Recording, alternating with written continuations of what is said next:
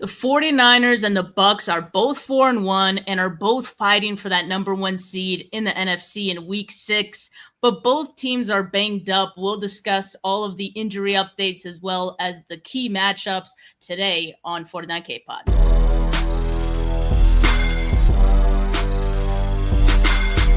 You're listening to the 49 Carats podcast, a 49ers Goldmine production with Stephanie Sanchez.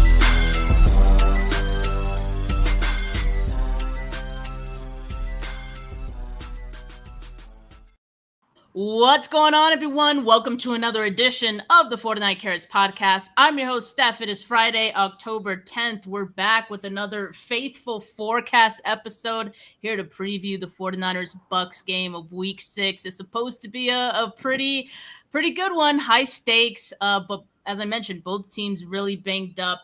Joined here as always on Friday by KP and of course also Dezi. How are you guys doing? Dezi, you're in Tampa. The weather looks great, right? So what can you tell us about the weather first? Yeah, as you can see, blue skies everywhere. The temperature has dropped for us Floridians. I think the high on Sunday is 81 degrees, so it should be a very nice day. It can be a little hot down towards the field, but, I think it's going to be the perfect weather for a perfect game. Awesome. Yeah, I'd love to hear that. And, Dezi, we got to talk about these injuries because there's a lot of them as always on the 49ers side. We have some on the Bucs side as well, but mostly let's talk about these 49er ones. I think as far as the out players, let's list those first for the audio listeners who can't see the screen here. We got Brock Purdy, Ricky Pearsall, Yetur Gross-Matos, Robert Beal Jr., Jordan Watkins, Kevin Givens, all out. And then we have for the questionable players, quarterback Mac Jones with the knee injury and the oblique injury, and Juwan Jennings, wide receiver, with the ankle and rib injury. Both of those guys are questionable. Safety Malik Mustafa, not on the injury report, which is a good indication. He's going to be good to go after having his practice window opened this week. Now, I think, Dezi, the one I want to ask you about the most is Mac Jones. Like, he's been so resilient these past couple of weeks, just playing through the knee injury. We see him get banged up out there. He had that extended time down against the Rams last week, which had us all concerned. He returned to that game a little bit hobbled. So, what do you see out of Jones with this knee injury and just, how he keeps kind of re-aggravating this? I mean, it seems like he's good enough to play, or that's what all the signs are pointing towards. But what can you tell us about the injury risk going forward? Could it get to a point where he's not able to come back with this injury? Yeah, I feel like I'm reporting on Mac the way that I was reporting on Brock the last time that he came through. There's definitely a concern for re-aggravation or making something bad worse. The good news is we've had a little mini bye, so he's had a lot more time than the average week to heal up and kind of recover from it. I was a little concerned when he wasn't really throwing, the day before yesterday. The oblique injury, when you go to throw, you are using your obliques to throw. So much like Brock Purdy, when with his toe, you got that toe, even though it's just the toe, your power starts from there and generates up. Just like the obliques, that turning motion, the twisting motion that happens when you go to throw a pass, that can be involved. So the question is, it's kind of the same thing I was saying before is how long before we start to see the chipping away on the field. I don't know that he's going to be healed up enough to where you wouldn't see any cracks, but, a game can be long. It's going to be a fist fight against Tampa Bay with their defense. Their defensive line is very strong. You got Vita Vea right there in the middle, just ready to pancake somebody any second. So I think that, you just have to be careful.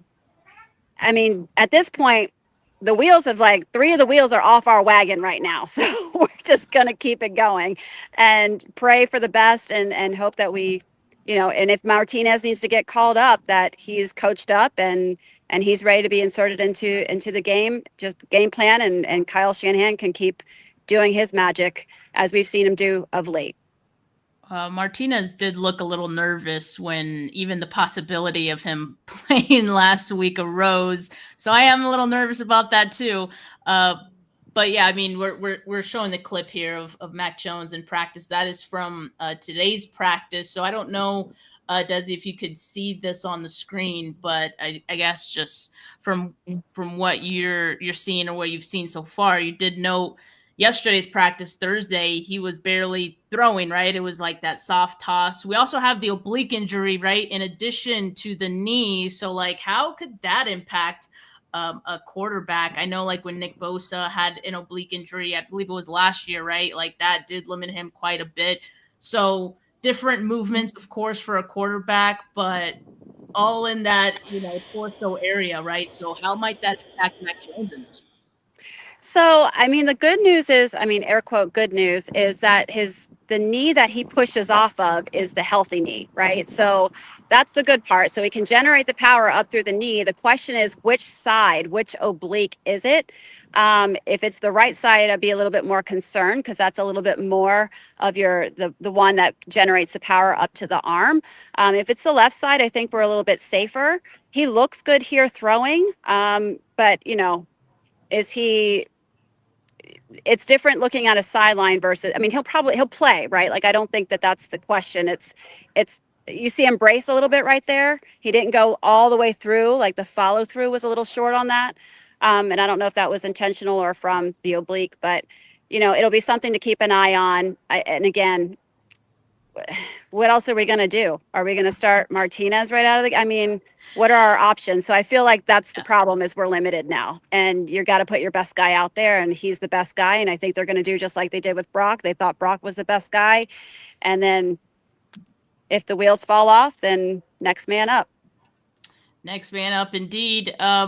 The good news is Jauan Jennings is back, so he'll have another guy to throw to at least.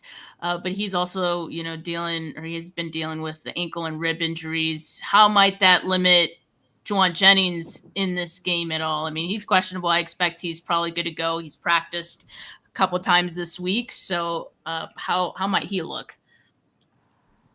Banged up. Banged up. I mean, the key, I think, here is how much can we get our running game going, which is going to be a struggle, right? Yeah. If we can get the running game going, it takes the pressure off of these banged up wide receivers and the rest of our offense. But I don't know that I have confidence in that. I don't have confidence in Mac having to run out of the pocket or do anything crazy like that. Like, this is kind of a bad timing to play this game. I mean, we're all here for it. We're all excited. We're pumped up after the game we won last Thursday, which was phenomenal. And, I still think the possibility of winning is here, but the odds are definitely against us. It definitely works out that Chris Godwin is out, Mike Evans is out, and Bucky Irvin are all out. So I feel like there's a little bit more of a level field, but it's still going to be a tough game. It's definitely going to be one that we need to earn. Yeah, most definitely. And yeah, those are the questions that I had on this one. As you noted, the Bucs also dealing with some injuries, but these are all the guys that are out for them. So I don't really have questions on their end as far as, guys coming back from injury for them. But yeah, well, I mean, me and KP will talk about how this kind of impacts things from the matchup standpoint. But Dezi, thank you so much for joining us and, providing your insight as always. No, you're going to be at the game on Sunday, so hopefully you enjoy that, and it's a great atmosphere. Yeah, like I was telling you guys prior to coming on, I've got my Fred Warner jersey. Shout out to Deem. Appreciate you so much, because now I'll be ready to go when Fred Warner breaks that record on tackles this Sunday. Awesome. Yeah, we're hoping so. All right, Dezi, you enjoy, and we'll talk to you later. Take care. Awesome.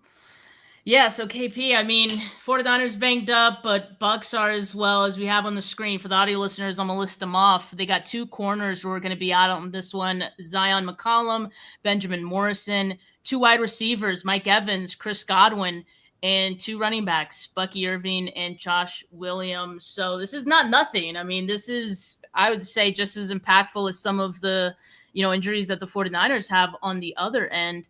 But similar to the 49ers, the Bucs have been a team that have shown a lot of resiliency. They're rallying behind Baker Mayfield, and of course their rookie wide receiver sensation, Mika Buka. So they're still a problem, and that's what makes this a really great matchup on both sides of the ball, right? Yeah, there's no doubt about it. I mean, if anybody's watched a series, a quarter of the Bucs offense, they know Baker's going to throw it to Egbuka, regardless of which one of these wide receivers are on the field. He's really fun, man. He's really good. But still, like if you just look at this screen, Zion McCollum, started every game for the Bucs so far. Morrison was their second-round pick, so obviously they want to get him involved. When Jamel Dean, who is active but did miss last week, was hurt, Morrison was the guy who came in. So now they're going to be down to Jacob Parrish, who is their nickel. Now he kicks out to the outside on base downs, kind of like Deandre Lenore was doing last year.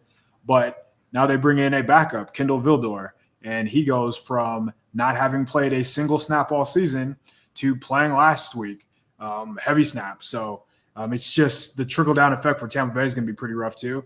You mentioned we're talking about Egbuka, but now he goes from playing with Evans and Godwin to Sterling Shepard and whoever the guy from Oregon is. I forget his name. His name slips on top of my mind. But another undersized wide receiver. So they're going to be Tez Johnson. That's what it is. So they're going to have three smaller wide receivers, which you're not going to really have to have extra help like you would against whether it's Evans, whether it's Godwin. So that'll make it maybe a little easier to stop Egbuka. And then not having a big play threat like Bucky Irvin. So Rashad White, he was Mr. 3 yards a carry for the longest. So all these injuries work in the 49ers' favor. And, I know it's not a quarterback, but these are all pretty significant injuries. Yeah, indeed. I mean, it's going to be an interesting one. I'm going to throw up the Bucs offense here on the screen. I just had to fix one typo, as I always have. I'm due for one every week. But so you mentioned Tez Johnson. They got him in the mix. Sterling Shepard, Emeka Egbuka as well. So, I mean, high-powered offense, even with the injuries that they have. And we know that Kate Otten as well has some involvement. Little less this year than maybe last year, but still someone that I think Baker can look to, whenever he's in trouble, and he's kind of a safety blanket. You mentioned Rashad White, still a capable back. I think let's talk about the passing game first, because I think that's what we're all most concerned with. And so that's one of the cautious matchups this week, the Bucs pass game against this 49ers defense. And it all starts with Baker Mayfield, right? As of right now, I think the threat of the deep plays for Baker Mayfield is what the 49ers need to be concerned with the most. 6th in average depth of target with 8.75 yards. Most deep attempts amongst quarterbacks. He's thrown a pass of 10 or more air yards at the 4th highest rate in the league. That's 36.7% of his attempts. That's pretty damn high. So just something the 49ers defense needs to look out for. We've, spoken a lot about this 49ers secondary. Hold on. My cats are fighting, damn it. Oh my goodness. Sorry about that. But yeah, so like a pretty high percentage. And then also the secondary has been getting tested a lot, right? And we saw that against, the Rams last week. And so we can expect that once again with this Bucs offense, very high powered, 7 downfield touchdowns as well. That's most in the league. Ranked 9th in explosive pass play rate, 16.86%. So yeah, speaking of cat fights, I mean, this game is going to be a cat fight against the 49ers and the Bucs. But what's your concern level, I guess, with Baker Mayfield and just how he's operating this Bucs offense? I mean, I love the way he plays the game. He's a true chucker. Like these numbers on the screen, he legitimately throws the ball down the field at a very, very high rate. And yeah, like some of those are, not high quality passes, low percentage passes, but when you're as accurate as him, when you're playing with the timing that he does, when you have Egbuka to throw it to, you're going to be right most of the time. And they do a good job of scheming people open. So there's definitely going to be, like the 49ers secondary will be tested. But I do think the matchup does favor them outside of Egbuka. So I will be interested to see what Saleh kind of does in terms of, hey, like are they going to have the same kind of game plan that they did with kind of Marvin Harrison, where even if he went into the slot, there were a few reps, I would say, where they still found a way to double him. So why not do that where you're taking their best player away and relying on a 5'9", 154-pound receiver in Tez Johnson or a 5'10", 201-pound wide receiver in Sterling Shepard. So those aren't the type of receivers that can get over on the Niners. Upton Stout can run with both of those guys. He's basically the same size, and I would imagine they both would overpower Tez Johnson, whether it's Stout, Deommodore Lenoir, or Renardo Green. So I'm not really worried about Cade Otton down the middle just because of who the 49ers have covering down the middle. I know D. Winters got touched up a little bit the past couple of weeks, but one of those plays last week was just like a miraculous throw by Stafford. Like, that's going to happen. I don't think the plays that he's been getting beaten on are sustainable. But I do think Mayfield against the safeties would be concerning, right? Because at some point it's going to come down to Egbuka matched up against Marcus Siegel, Jason Pinnock, Upton Stout, just one of the three interior coverage players for the 49ers, and Egbuka tends to win those. So on these explosive plays, assuming the 49ers give up one or two, maybe three, you got to hold them to field goals. I think that's going to be the difference. If you're going to really lean into this bend but break defense, you're going to really have to be stout in the red zone, which is easier said than done because, 379 yards, 289 yards, a lot of these, like, they're going to live and die by Baker, and Baker tends to live and die with every drop back that he takes. So he's going to try to hunt for the big play. And he's been right more often than not this year. I think he should be proud of the way he's played so far. But again, what are the 49ers going to counter with as far as pass rush wise goes? Because this is not a team that is going to blitz you. This is not a team that is going to really dial up pressure. They're going to sit back and play coverage. So how does Baker handle that? Is he going to be patient, or is he going to force the action, force the issue, and throw a turnover? I think that's kind of interesting to look at it that way. What do you think is going to happen? What are you seeing from Baker? I guess, how do you think he's going to attack the Niners? Well, yeah, I'm definitely concerned a bit with the secondary, and we talk about just the aggressiveness of this offense and Baker Mayfield, right? Like, as you said, they live and die by Baker Mayfield, and he lives and dies by being aggressive. So I expect that to transpire in this game. And you mentioned the safeties. One question that I did have for you, right? We expect Malik Mustafa to be back. I guess from your own personal opinion, which of these two safeties do you think will revert to the bench, with the return of Malik Mustafa? And also, like, how does the return of Mustafa help in coverage, right? Because I know, we know Mustafa is like this heat-seeking missile, and coming downhill and all that. But can he help in the coverage game as well? Because that is the one area where I think the 49ers are, needing a little bit extra. Yeah, there's no doubt they could use an upgrade in coverage in the secondary. It's tough because Pinnock is the veteran, and he's the guy who probably makes more calls, has more on his plate. But at the same time, I know the coverage numbers, you brought them up last week heading into the Rams game. They didn't get any better, obviously.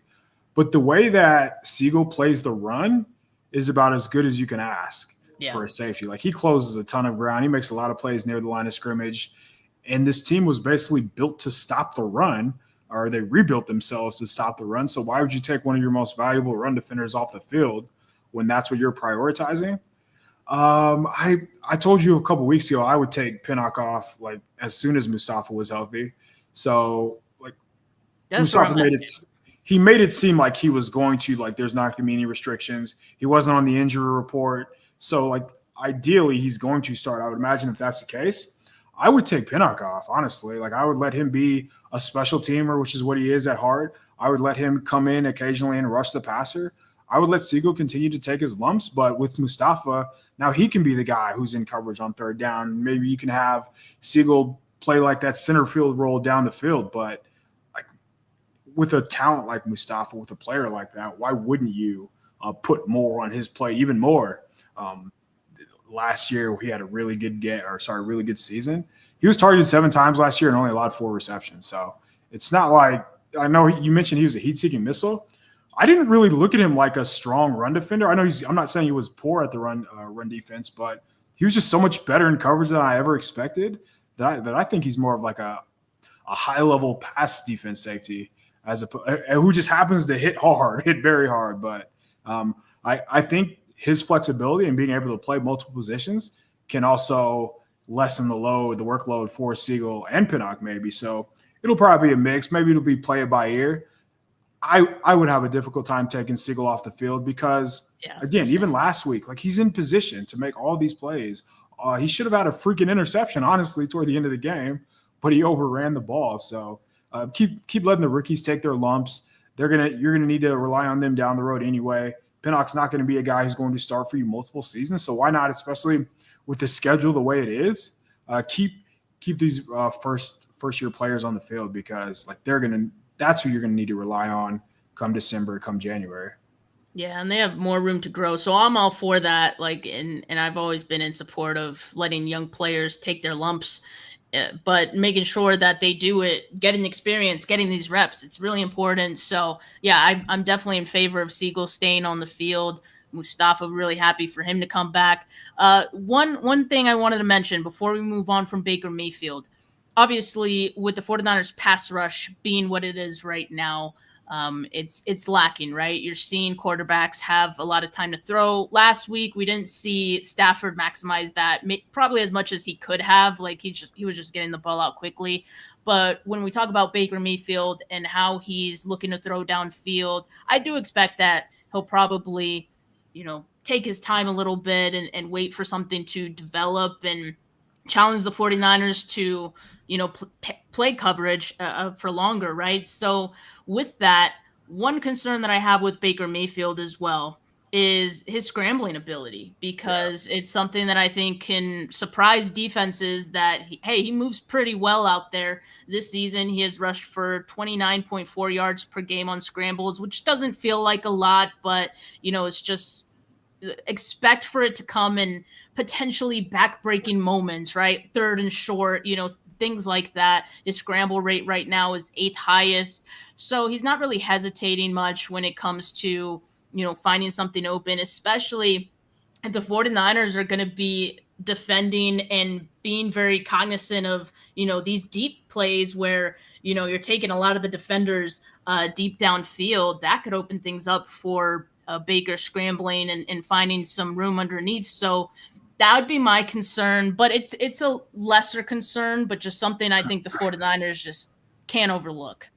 He will hold on to the ball at the same time and put you in some 50-50 situations where if you're the defense, if you're in the right spot, he might throw it to you. I know he only has one interception this season, but like he's put the ball in harm's way multiple times. Like he should have had probably at least 2 to 3 interceptions, maybe even 4. Like I've watched a lot of Tampa Bay's games, and he holds on to the ball a lot. So he's actually in the top 10 in pressure rate, and that's really like a quarterback stat the way I'm looking at, the way I've been watching him. So like he reminds me a lot of Brock Purdy, the way he hunts the big play and the way he's content with, hey, it might be first down, but I'm going to throw the ball 20 yards down the field, and I'm going to make sure something happens even if I am being pressured.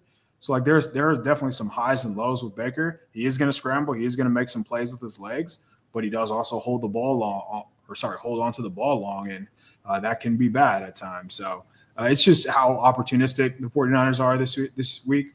I don't think they're going to go out of their way to stop him from scrambling. That's not going to prevent Saleh from, being heavy man coverage usage if that is his game plan anyway. I don't think that would be because of the player on the screen right now.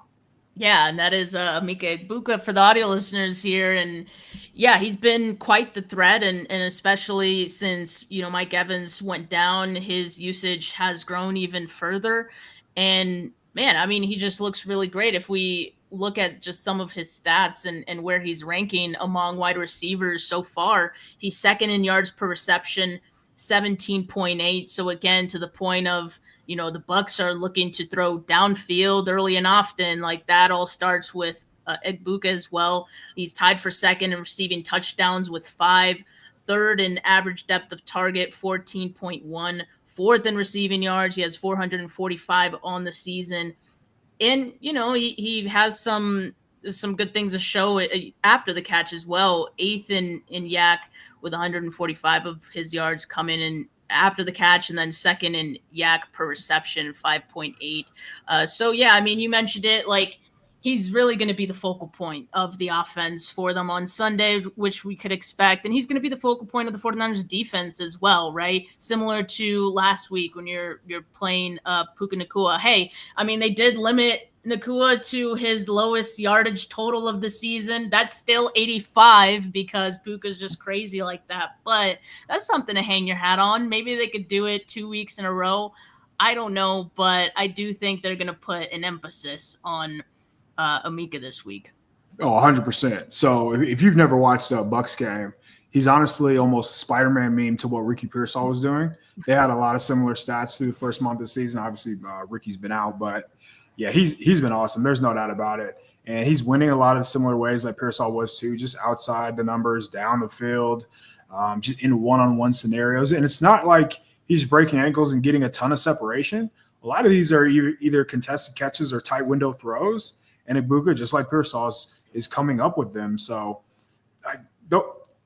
it's tough to come up with a game plan when you see a defender always in position. That's why I think Siegel should stay on the field. That's why if they are going to have 4, 5, 6 plays where it comes down to Upton Stout against Ibuka, you're going to live with that because Stout has the athleticism to run with Ibuka. It's just a matter of can he make a play on the ball when it's in the air, and that's where Ibuka has really shined so far. So I would actually be more worried if he gets matched up against Diamond or Lenore, and it's on one of those one-on-one routes down the field, whether it's a double move, because unlike Green and Stout, I don't know if Lenore has the acceleration to run with him or to basically stop and start with Ibuka. He really didn't against Jackson Smith-Njigba, and there's been a couple of occasions this year where they haven't gotten burned for it yet, but I wonder if it's a sneaky matchup where the Bucs go out of their way to target Lenore.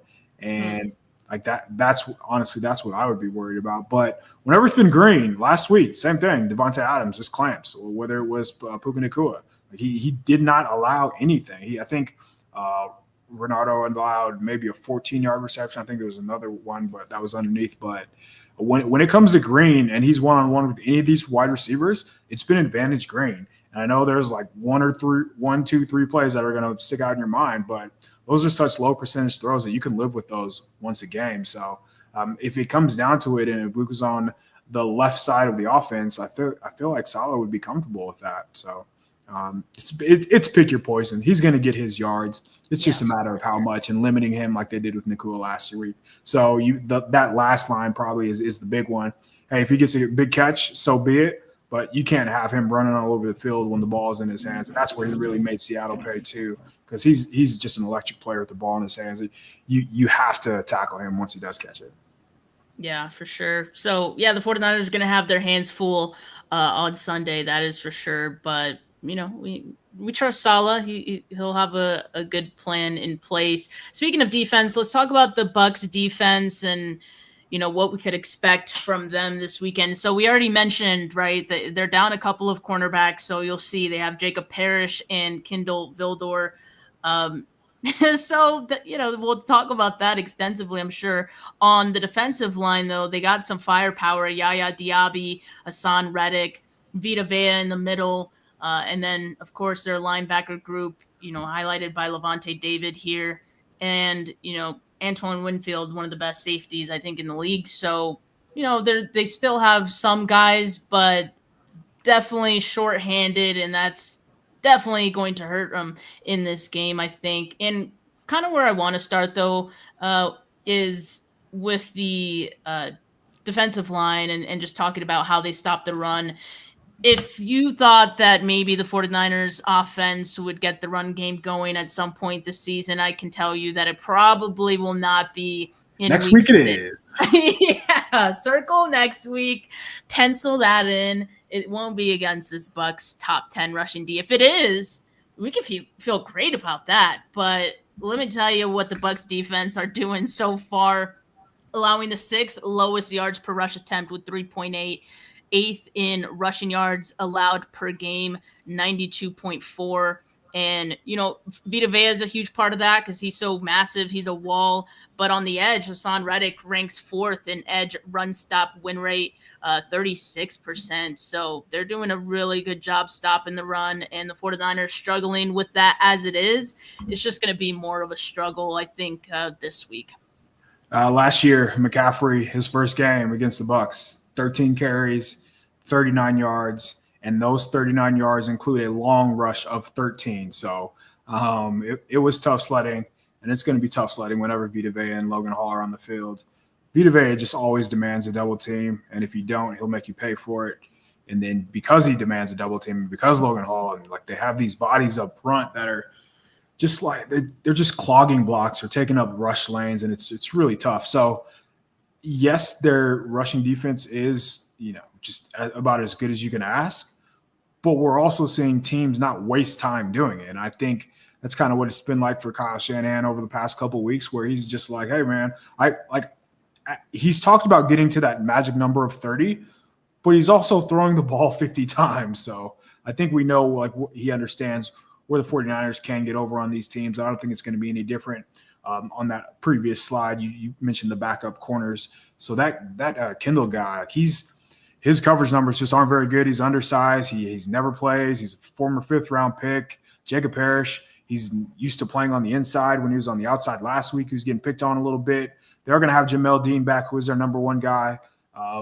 But he's always been a gambler, and they're going to, if they do leave him one-on-one, if they do have Dean back, maybe that works out in the 49ers' favor, because Todd Bowles might think, hey, I have my number one cornerback. Now I'll go back to blitzing and being over-aggressive. And that's how the Bucs have been susceptible through the air. So there aren't really many matchups in the passing game. Obviously, Mac Jones, don't stare down Antoine Winfield and you won't throw an interception. But there aren't many matchups across the board where you're looking at this and you're like, oh, 49ers might not be able to score. That's really hasn't been the case against anybody. So, the pass defense, they're going to have some very favorable matchups. This would have been a game where Pearsall getting 100 would have felt like, yeah, that's going to happen. So having to replace a guy who's, just the Egbuka of this team is going to be difficult. So Juwan Jennings being able to play is a big deal. Taking some of that workload off Kendrick Bourne, who was just on another level last week, but that's not fair to expect him to have another game like that. That's not realistic. That's not sustainable. So having Juwan Jennings back, but I really think this is the type of game where Demarcus Robinson can make some plays, because he seems like the big play threat that they could have used, or that they could have definitely used last year. But even in earlier games this year, I am interested to see if his rapport with Mac Jones gets better. But they're facing a pair of undersized backup cornerbacks. And I know Demarcus Robinson isn't listed like it, but he basically plays like a 6'4", 6'5" receiver with these back shoulder throws. So I think it's going to be a big week for Robinson, honestly. Yeah, and I've actually been, quite surprised that he hasn't been targeted more. But I think you're right. It's probably just, the chemistry with Jones maybe just isn't quite there yet. But I don't know. I mean, I feel like they had a lot of time in training camp. But we'll see. This is probably a way more favorable matchup for Demarcus Robinson this week. And so let's talk about the favorables. We got the Bucs pass defense. And of course, a lot of that does have to do with the injuries. We mentioned Zion McCollum, Benjamin Morrison out. You are right. Jamel Dean is back. I forgot to note that, when we were looking at the lineup there, but glad you mentioned it. I did want to refer to this tweet you put out earlier, right? And this, of course, was when we didn't know if Jamel Dean was going to play, but you were just noting from last week when they didn't have Jamel Dean, and they were also without his backup, Benjamin Morrison last week.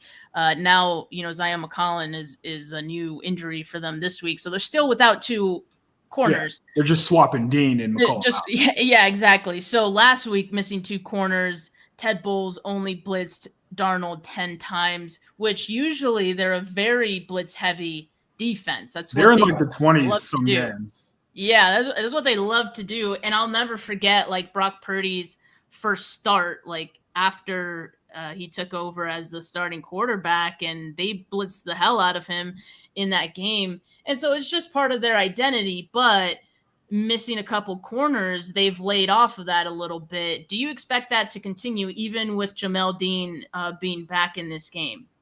I think Dean's on another tier as McCollum, so he'll probably revert back to being toward his just aggressive usual ways. So the one way to combat these secondary injuries in the past for Bowles has been to even turn up the blitz even more, which is why it's surprising to see that 10 times. Maybe he just last week he realized, hey, we can't do anything. We can't guard these guys. So we're just going to sit back and play coverage.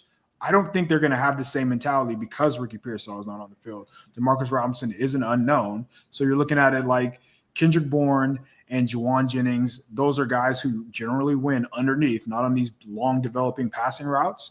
So maybe that might cause Bowles to even turn up the blitz even more. Like they are generally in the top 5. I think they're 4th in blitz rate this year. They're number 1 in pressure rate, but that's just inflated a bit because they're always sending so many rushers. I don't think anybody watches Tampa Bay and thinks that they have the best pass rush in the NFL. So it'll probably look a lot like last week where Mac Jones is playing hot potato in the pocket, just getting rid of the ball. Yeah. And maybe like we're talking about DeMarcus Robinson, but maybe it is another situation where Bourne just gets an insane amount of touches.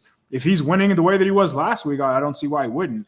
Last week really wasn't a fluke for Bourne at all. It was actually pretty impressive. He was winning like thoroughly against the Rams. So that had to be intriguing, at least for the 49ers coaching staff. So getting Jennings back, knowing, hey, like he's been able to win against honestly anybody in those type of situations, and still having a guy like Robinson, still having a speed threat is going to just go a long way.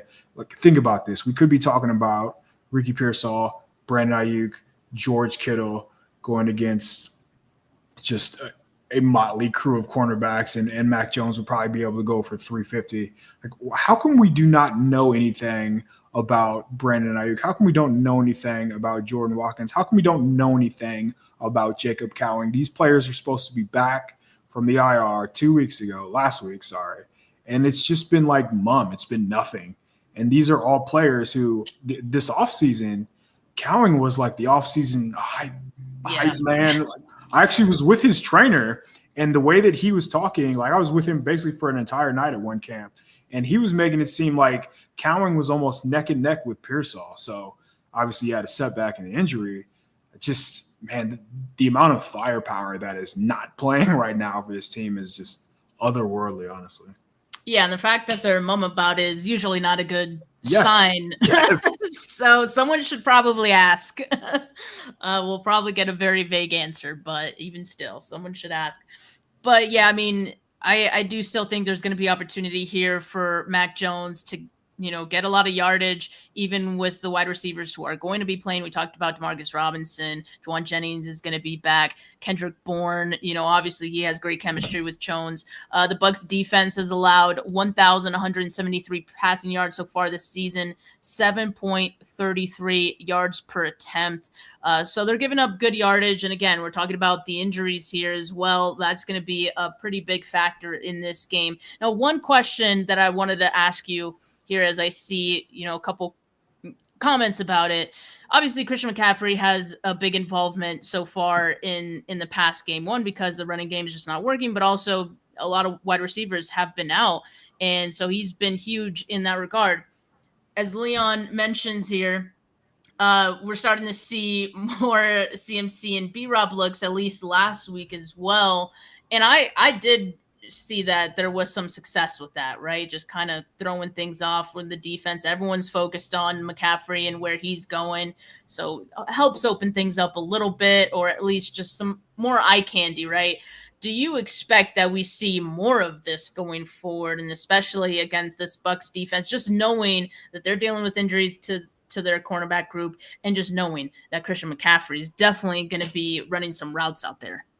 Oh, yeah. So the Bucs, it's really weird the way that they play defense. They're content giving up yards to your best player and your running back. So, which is why I say, like, if Ricky Pearsall was here, he would for sure go off. But the Bucs allow the second most yards to running backs in the passing game. So it bodes really well for Christian McCaffrey in this matchup, like I mentioned. So yes, they have Levante David, but he is not the same Levante David as you remember. You might see him in the highlight every now and then, but he is still not the same Levante David as yesteryear. And I just think it's going to be very tough for them to match up against McCaffrey underneath.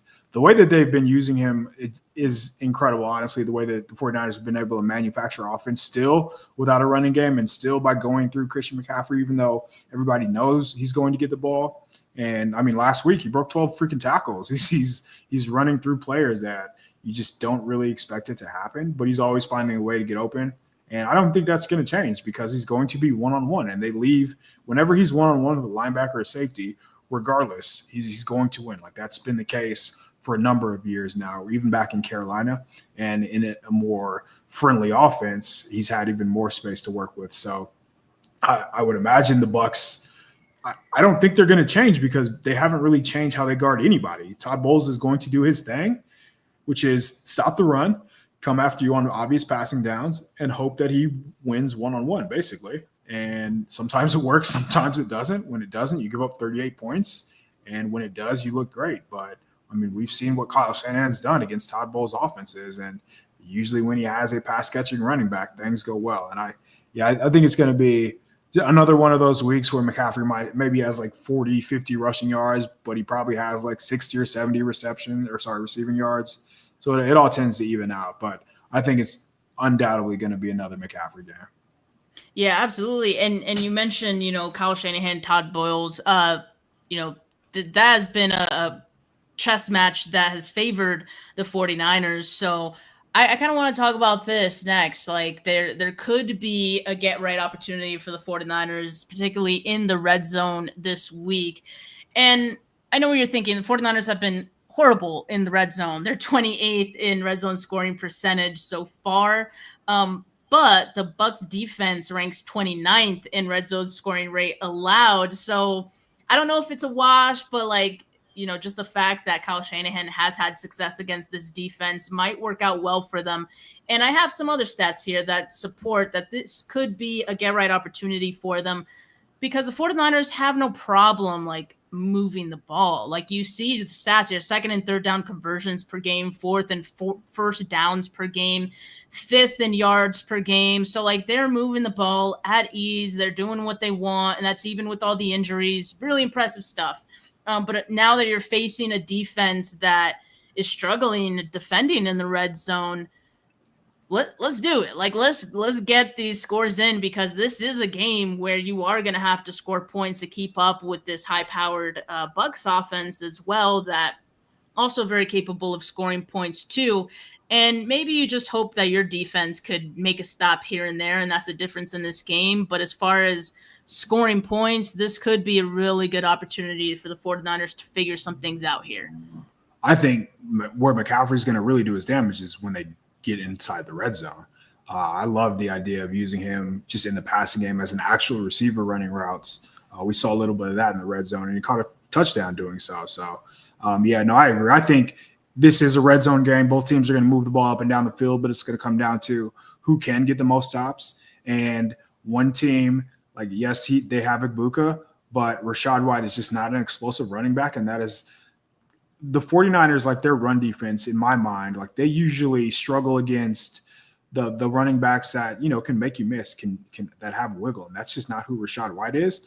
I would feel a lot less confident if it was Bucky Irvin, but he's not in the lineup. So, and when you only have one true wide receiver to worry about, it makes your job a lot easier as a defensive coordinator, whereas Bowles, when they get in the red zone, the reason that they're allowing all these points is because they don't change when they get inside the 20. He's still going to come after you. Still going to be this reckless style of defense, which just means more one-on-one opportunities. And if you just get rid of the ball really quick, which Mac Jones tends to do, right? He knows where to go with the football. He reads the field very well. They're able to the 49ers have been able to score, and Tampa Bay's defense has been able to allow touchdown after touchdown. So, I've been impressed with Mac Jones, especially in the red zone. He had a couple of plays, even against the Rams, where they ended up scoring, but he just dissected what the defense was doing, got the ball to his tight ends. I think Shanahan on the screen here, he's going to probably come up with a great screen call in the red zone that nobody expects, and they're going to be able to break it. Or, again, just find ways to get McCaffrey one-on-one.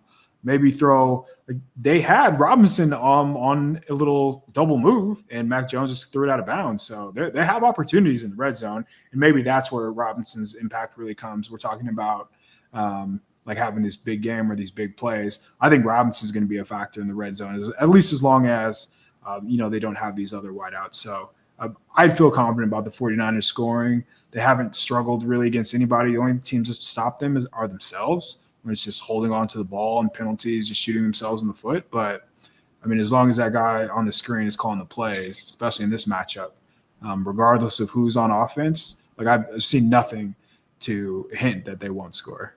I don't think it's crazy to think that this game could be decided by the red zone and what happens there, both on offense and defense for both of these teams.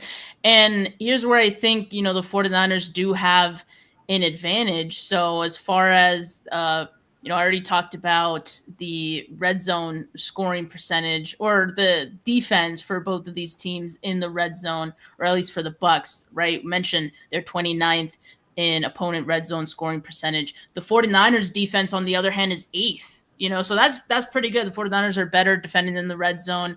And most of the Buccaneers scores have come from deep passes and things like that. So I feel like that bodes well for the 49ers. And as far as the offenses go, both are kind of struggling in the red zone. 49ers mentioned they're 28th, so they're among the worst. But Tampa Bay is not that far off. They're 25th in red zone scoring. So I think putting both of those together, the 49ers having a better red zone defense, I just feel like it could favor the 49ers here when it comes to getting into the red zone and, it favoring them. So, yeah, I kind of agree with Leon here. The closer this game gets, even as I'm going through this show, I'm just I'm starting to feel a little bit better about this game. Hopefully I'm not just. If you're stronger down the middle, you're going to be better in low red zone situations. So 10 and under, which is why the 49ers are more stout once teams get closer to the goal line,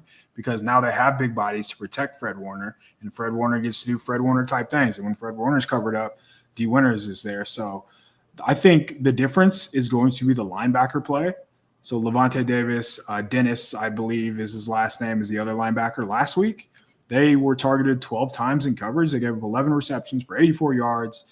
6 of those were first downs, and it was a pair of touchdowns. So I really think down the middle is where we're going to see the biggest difference in this game. So even if Tonjes doesn't have 84 or whatever yards, he's been really reliable in the red zone.